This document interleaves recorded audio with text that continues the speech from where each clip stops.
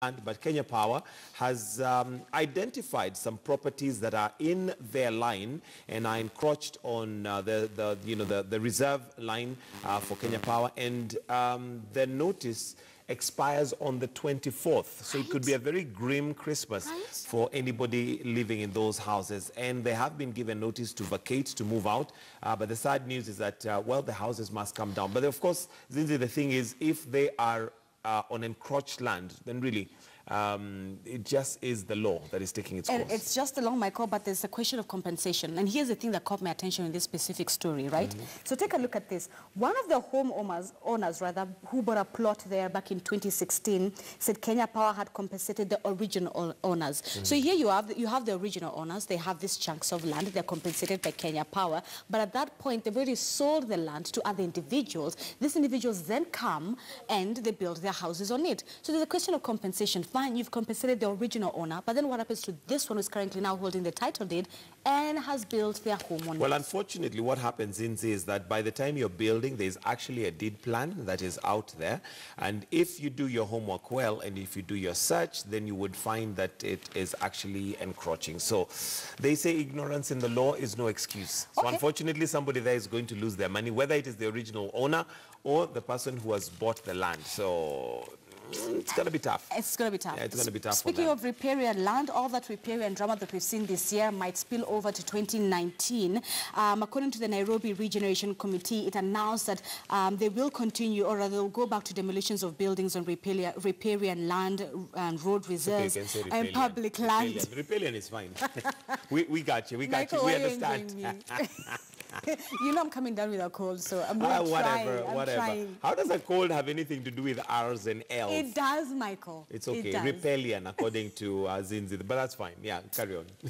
You know what? Moving swiftly away from that story, let's go to page 8. That specific story I was talking to you about, Michael. Handshake could be a Uhuru and Vaila affair. A lot of it, if you're someone who is keen on politics and that handshake, and of course the Nyanza tour from last week, grab a copy of the Sun newspaper on page 8. That's where the story is. But let me grab your attention on this as well. We need to reduce the number of ward reps, says Raila Odinga. MCAs earn about 400,000 if you include allowances. And a lot of what Raila Odinga was saying is that these MCAs rather should be reduced to enhance success of devolution. Absolutely. And of course, if you're, like Zinzi says, keen on politics, then it's a story that you've been following. And of course, there's been the question of what does Wanjiku have to benefit from the handshake. I know there is that narrative that, you know, it's peaceful and business is able to go on, but at the end of the day, there are quite a number of questions that were raised before the elections that may not have been answered yet. And that's a story that, of course, you would want to read, especially if you'd like to know what the handshake is all about. And of course, we've got the BBI, the Building Bridges Initiative, which is carrying on, and what it is bound to benefit. But a story that I found interesting, especially now that we're going to the festivities, Zinzi, is this on page 4 of the Standard. Little things that may harm your children during festive season. Now, there's nothing worse than, you know, having your child choke during this period. And the probability of it happening can be high given the amount of activity that goes on. And just small little things that we need to pay attention to. For instance, the toys that they play with. And you know, with little children during this festive season, with all the partying and people getting together, there's a tendency to leave them on their own. You know, just enjoying their time. There's also meat that is going around in, you know, and they may pick it and chew. So just for parents to be that little bit cautious, this is definitely a must read, especially if you have toddlers. I'd say 5 years and below.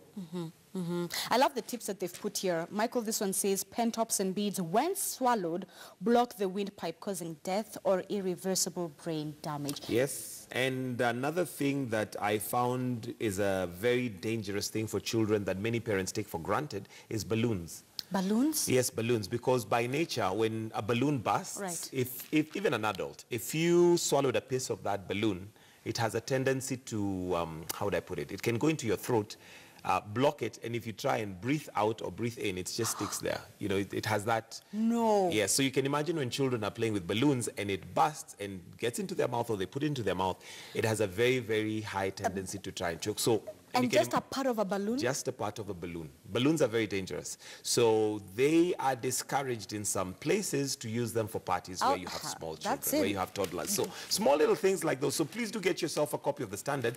That's definitely something that prepares you for the festive season. But speaking about the festive season, Zinzi, I know that I got wind that you're going to be my secret Santa. So I know that you're really arranging to get me some nice gifts, and I'm really excited about it. But there's an article here that I think all men must get and read. Horrible gifts men buy women. So, okay. Yeah, I think this would be an interesting... Page 6 and 7? Of the magazine. Okay. So I know that we in the men world sometimes find you ladies very difficult to please. But as a result, sometimes we go out and buy stuff which we think you will like, but voila. Have you ever opened your gift and your facial expression just sells you out? This all the time, Michael, all the time. Let me tell you something, but this makes sense. Farmware equipment. Farmware equipment as a Christmas gift. And then listen to this one. Kitchen as Christmas presents. Yeah, so cutlery and crockery and things like those are not accepted as Christmas presents? No. Okay, I guess it's just like children do not appreciate clothes for Christmas presents. Yeah, it's like... Yeah, children It should be something automatic. We're not negotiating about it. Yeah. It should be something that... But give us tips. What is it that, ladies would like for Christmas? What is it that would... Again, I know this is very... people are different and have probably different needs. But what are some of the general things that you think ladies would appreciate, apart from diamonds? For Christmas? That's actually a good point, Michael. No, I know. I'm experienced in this field. Oh, really? Oh, yeah. Okay. Oh, someone has asked you for diamonds? Severally, but doesn't mean I've bought. But there you go.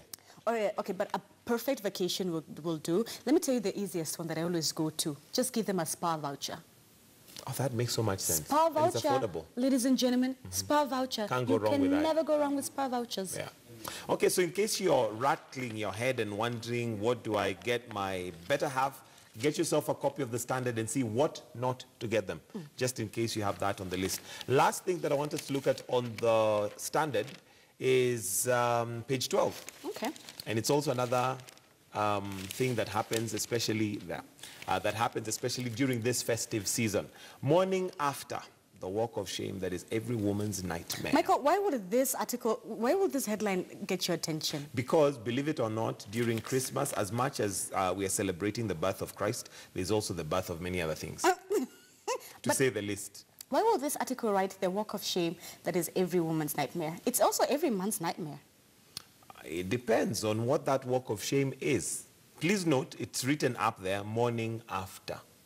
Morning after. So please get yourself a copy of the Standard, and that will break it down for you what the morning after is all about and why the writer of this story, who, by the way, happens to be a lady, calls it a walk of shame. Anne Moirori. All right. Okay. Right, so that's what we have for you on the Standard. It's a very, for those of you who are probably on leave and enjoying your leave, it's still a newspaper that you will enjoy because it has a lot of what I'd call social issues that you could look at. All right, the Daily Nation. Take a look at this. In Kampala, Bobi Wine goes hiding. If you follow him on Twitter, you'd be seeing he's been giving us live updates of what's been happening to him, people looking for him in his household and in different places. He had a concert, if I'm not wrong. Yes. And right after the concert, police said arresting his fellow colleagues, asking and demanding to know where Bobi Wine is. And the huge thorn in Museveni's flesh. Bobi Wine is among the most prominent critics of Uganda's long-time president, Yoweri Museveni. He's also sometimes Bobi Wine has also been arrested and charged with treason since August, alongside more than 30 opposition politicians. All right, and on the headlines of the Daily Nation, which is what we're going to be discussing here shortly, is 844, the 844 system. Now, the actual headline is exposed how 844 shift was bungled. And many of us now, I'm sure, are aware that the 844 system will continue for another year, as they have now postponed the 2633 system. And this is because of several challenges that have been cited. We're going to be looking at those challenges during our main discussion right here on Morning Express on the state of education in Kenya and what possibly could have happened, but more so looking at the direction that we should take as a country, especially when it comes to our education system. I honestly hope the Ministry of Education education can get this right, because piloting of the new curriculum, piloting of it began back in 2016. Piloting for the new curriculum began in 2016. I'm hoping that by 2022, that the Ministry of Education would have had it right. All right, and Raila wants number of ward rep seats slashed. That's a story that we already looked at. It's on page 2.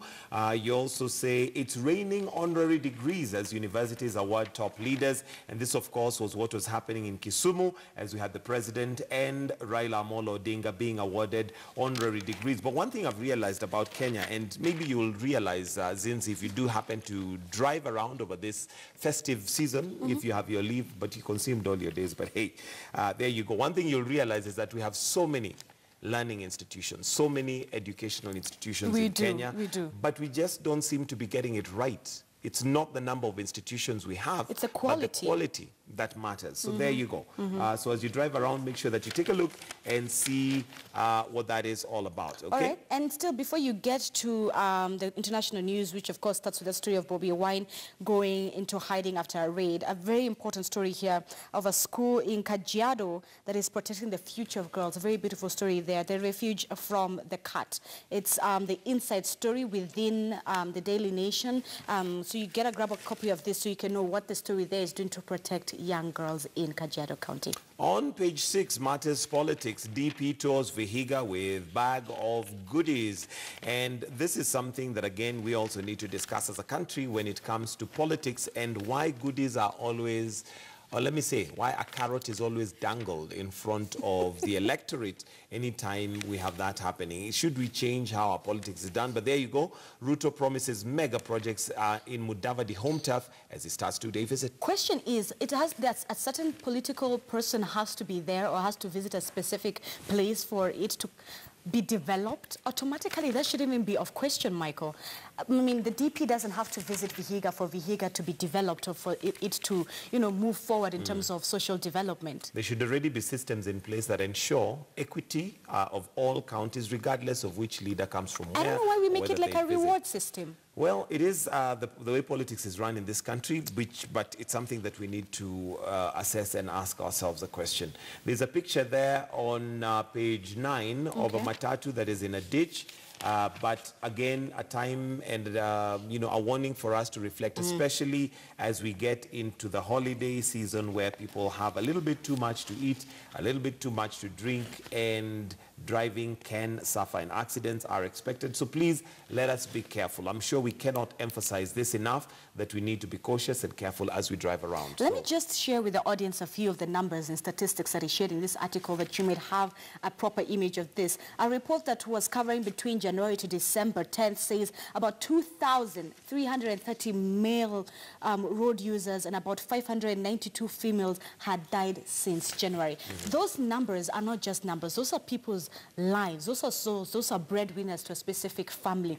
2,330 male, 592 females. Please be safe this Christmas festive holiday. Yes, let us make sure that we take up that responsibility personally.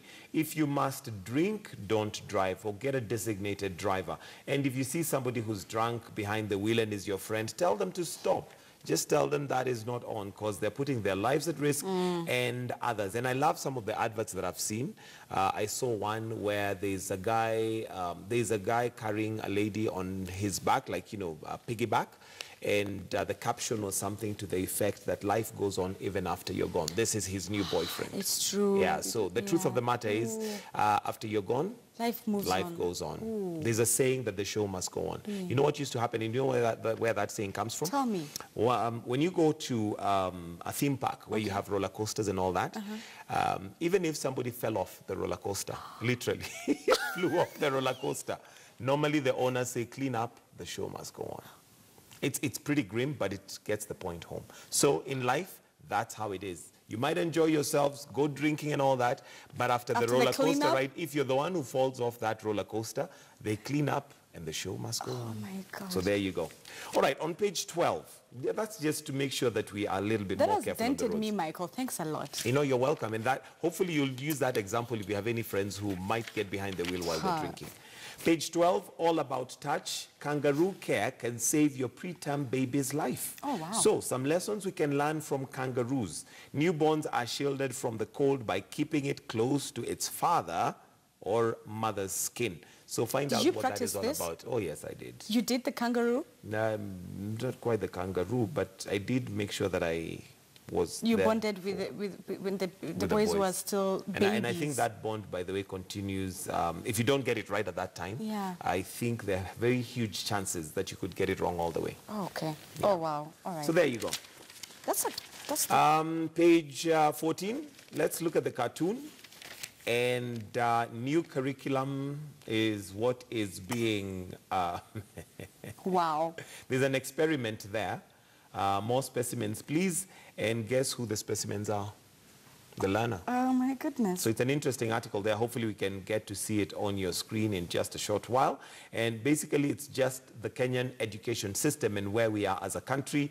You've got the new curriculum piloting, and you've got some students who are in, you know, a tube there. And of course, the experiment continues. We do have the government there asking for more specimens. I genuinely cannot wait to have that, for you to have that conversation with our panel this morning on education. Hopefully to also shed a lot of light to our viewers, parents, and concerned stakeholders. All right, and basically that's what we have on the dailies, but let's see, we also have Mount Kenya leaders say good transport key to region's development, and of course this is the development that we have seen, and this is to do with infrastructure. Many of us will agree and admit that after the roads have been done, we have seen certain areas basically become very busy. For example, I would use a place like Utawala. Was a place that was completely dry. I remember one time somebody was selling land there, and it was almost ridiculous to think that you can buy land there. How I regret it right now. But infrastructure basically does open up. You bought land there? No, I thought it was just too dry and there was nothing happening. So you didn't buy land there? No, I didn't buy land there. But now after the bypass, no, I didn't, unfortunately.